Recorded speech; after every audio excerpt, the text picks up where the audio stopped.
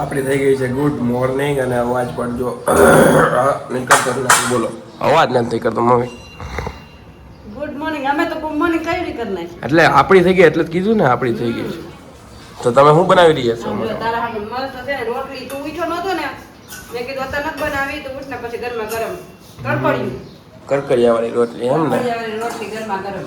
ચાલો બનાવી નાખી પછી આપણે ખાઈ લઈએ. ઉપાડીએ તમને બતાવો. ચાલો જો આપણે આવી ગઈ છે કરકરિયા વાળી રોટલી અને તમે જોઈ શકો છો કાંઈ અથાણા બથાણાની જરૂર જ ન પડે ભાઈ. રોટલી એક જ કાપી હે ને તીખી મસ્ત બનાવી હોય.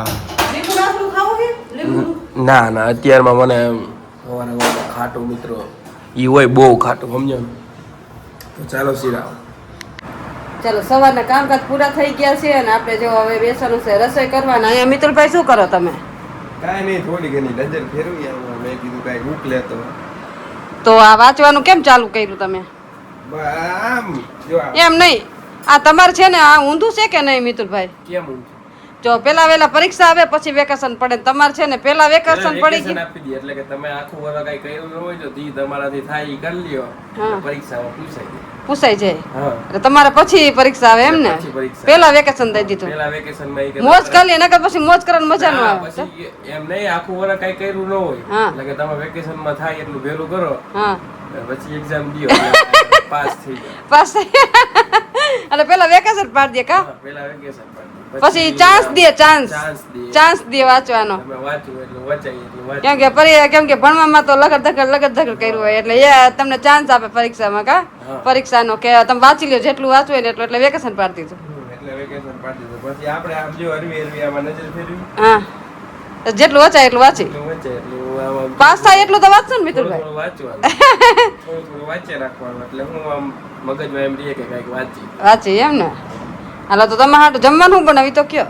મારે જે બનાવવું હોય તો આપણે દાળ ભાત શાક બનાવી નાખીએ. ચાલો તો આપણે મસ્ત દાળ ભાત શાક બનાવી નાખીએ. ભાઈની ફરમાઈશ છે દાળ ભાત શાક કરવાની, બરોબર ને? હા, કીધું ને દાળ ભાત શાક નથી ખાતા ને એટલે. એટલે જો હમણાં ભાત ને શાક ને દાળ ખાય ને સીધું એને બધું બંધ કરીને સીધું હોઈ જવાનું. જો આ દાળ ભાત ખવરે ને એટલે હુવા નહીં જ વાતું હોય. કઈક વાંચો તો પરીક્ષામાં હારા મારક આવે ઢગાવ. જો એક જ કામ કરવાનું, ખાવાનું, હુવાનું, આરામ કરવાનો, ફોન જોવાનું, રીલું જોવાની. તો વાંચશે કોણ? આ ચોપડા વાંચવા લઈએ 15 દિવસે તો 15 દી ફૂલ તૈયારી કરો. હાલો થોડું ધ્યાન દો તો કઈક મગજમાં ઉતરે. રીલુમાં ઓછું ધ્યાન દેજો ભાઈ. ફોન એક રીતે હારો ને એક રીતે નહીં હારો. જો કઈક ભણવા ટાણે પછી રીલું જોવે ને તો ભણવાનું ભૂલાઈ જાય. શું કેવું?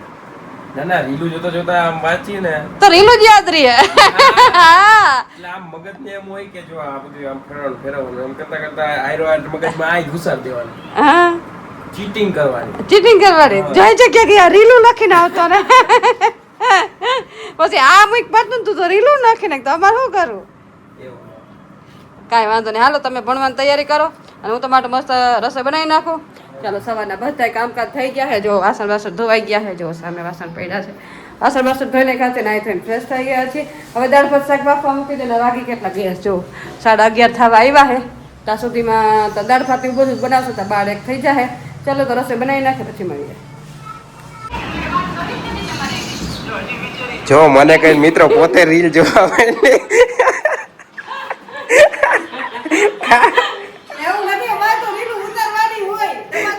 હમણાં કે હાલો રાંધી નાખી એમ કરીને મૂકો ફોન હજી જો 2 મિનિટ નથી થઈ અને પોતે અહીંયા ઉભા રીલું જોવા લાગી. મને કે હું સાંભળી ગયો. મેં કીધું આ શું કરે હે, રાંધે હે કે શું કરે?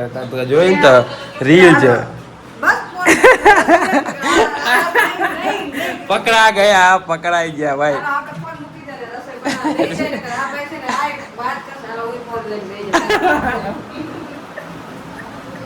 એમ કેવા અચાનક મિત્રો પકડાઈ જાય. આમ જોયું કામ કરવું નથી, રીલું જોવી અને પછી મને શીખામણ દે કે રીલું નહીં જોવાનું.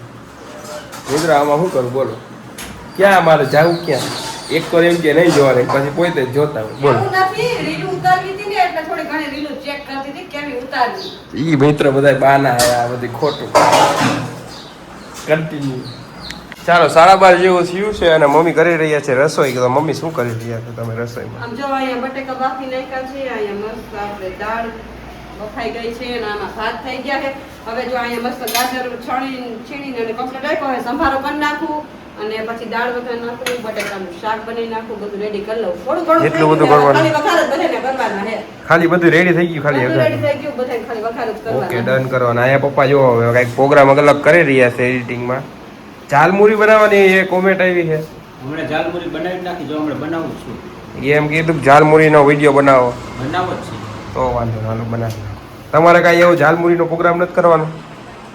ઝાલમુરી પછી વિચારશું. મેં તો હજી રીલ જ નથી જોઈ. લે હાલે.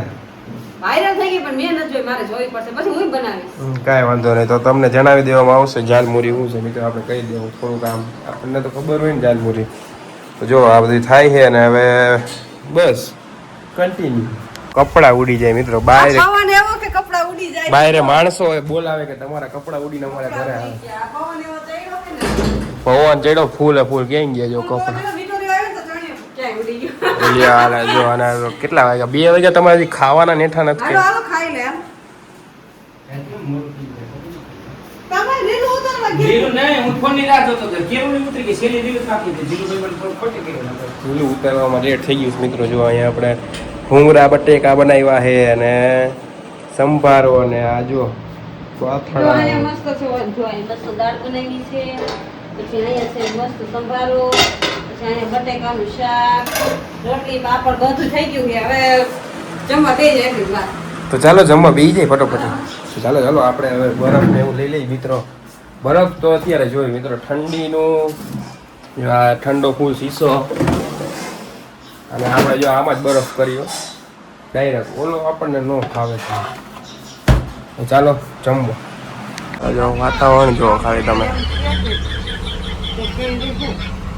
દુઃખ ઈ વાતની નથી કે કામ કરવું પડે. તો દુઃખ ઈ વાતનું છે કે કામ કરી તો એ ઘરના એમ કહે કે તે કર્યું હું. મિત્રો અહીંયા રિહર્સલ રીલ બધી શૂટિંગ થઈ છે હજી. જો બધું મિત્રો તમારા હાથું થાય છે. અને આ બાજુ જો રામા મંડળ રમાવાનું હોય ને ત્યારે હાલે હે. પૂરા કાકા જો અહીંયા કંઈક ડિસ્કશન હાલતું જોયું એનું. રામા મંડળની ફૂલ તૈયારી છે અને આપણે જો થોડો નાસ્તો અને બધું કરી છીએ હરવે. ફૂલ વાતાવરણમાં ઠંડો ઠંડો પવન આવતો હોય એમ મમ્મી? ઠંડા પવનની અહીંયા મજા આવતી છે ને? બહુ મજા આવે. જો રીલ રિવિઝન કરી તો પપ્પા ગયા હે નીચે બોલાવી વાત ને રીલ ઉતારવા આવી ગયા હે ને એકદમ બેતર બહુ મસ્ત છે. મજા આવે રીલ શૂટ કરી અને બેસવાની એવી મજા આવે ને. આજ તો રામા મંડળ છે બરોબર ને મિત્રો? લાઈવ કરવાનું છે કે હું? લાઈવ હવે જોઈએ હવે. લાઈવ જોઈએ ને મસ્ત છે ને. રામા મંડળ રમવાનું છે. 12 ગામનું આવ્યું છે જો અત્યારે. જોવાની એવી મજા આવશે. જો નીચે માંડવાની બધું નખાઈ ગયું છે એટલે અને જમવા જવાનું છે આપણે. એલા હા જમવાનું છે. આજ તો રસોઈની નિરાશ છે કેમ કે આજ છે પ્રોગ્રામ ચાપડી ઊંધિયો ને જમવા જવાનું છે. બધાને નોતર દીધી છે એટલે આપણે જમવા જવાનું. સેવકની ઈ જ રમાડે છે બરોબર. તો હાલો હવે એક રીલ શૂટ કરી લઈ પછી મળીએ. તમે તમારે વાંચવાનું કરો, નાસ્તા કરો. અમે તો દાળ ભાત શાક પાછું બીજી વખત રિવિઝન કરી રિવિઝન કરી. ચાલો આપણે થોડોક નાસ્તો કરી લઈએ. કેટલા વાગ્યા જો તમને? 7:45 થવા આવ્યા હે. રીલ્સ જ જોવે પાછી પકડી લીધી